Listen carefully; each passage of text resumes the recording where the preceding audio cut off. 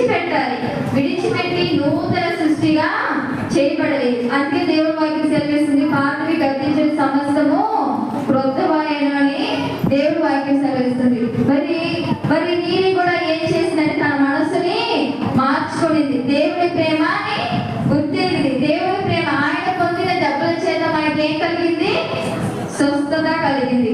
ఆయన పొందిన దెబ్బల చేత మనకి ఏం కలిగింది పిల్లలు? స్వస్థత. మరి ఆ ప్రేమ ద్వారానే రక్షణ కలిగింది. ఆ ప్రేమ ద్వారానే స్వస్థత కలిగింది.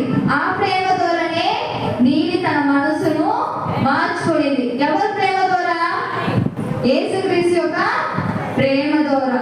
మనం కూడా ఏం చేయాలి? మన మనసుల్ని మార్చుకునేవారుగా ఉండాలి. మరి ఆ తర్వాత నీలి ఏం చేసిందంటే, మరి తన ఫ్రెండ్ చార్లీ ఉన్నాడు కదా, చార్లీ కప్ కేక్ దొంగతనం చేసింది కదా, పోయి చార్లీ దగ్గరికి వెళ్ళి, చార్లీ సారీ, నేను ఇంటిమేట్కి నేను ఇలా చేయను, రేపు నీకు కొత్త కప్ కేక్ ఒకటి కొనుక్కొని వస్తానని చార్లీకి ఏం చేసింది?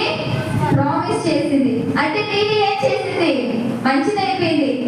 బ్యాడ్ ఏంజల్ గా ఉండే నీలి ఏమైపోయింది? గుడ్ ఏంజల్ గా మారిపోయింది. తన మనసుని ఏం చేసుకునేది? నీలి మార్చుకునేది. మనం కూడా మన మనసుని ఏం చేసుకోవాలి? మార్చుకోవాలి. తప్పులు చేయాలా?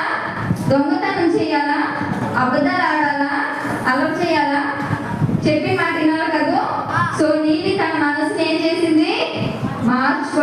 మార్చుకొని చార్లీకి ప్రామిస్ చేసింది, నేను ఎప్పుడు దొంగతనం చేయను, నీకు ఒక పెద్ద కప్ కేక్ కొనుక్కొని వస్తానని తన మనసుని మార్చుకునింది. మిస్ లెస్లీ ఎవరు?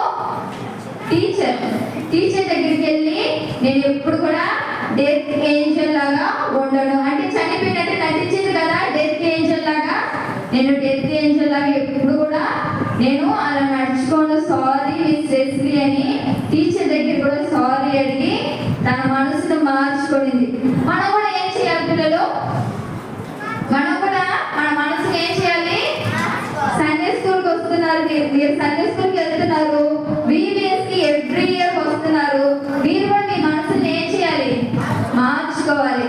అలానే అబద్ధాలు ఆడుతూ, అలానే నీళ్ళలాగా అబద్ధాలు ఆడుతూ, దొంగతనం చేస్తూ, అల్లరి చేస్తూ, చెప్పిన మాట వినకుండా ఉంటే ఎవరికి మిమ్మల్ని అంటే ఇష్టం ఉండదు.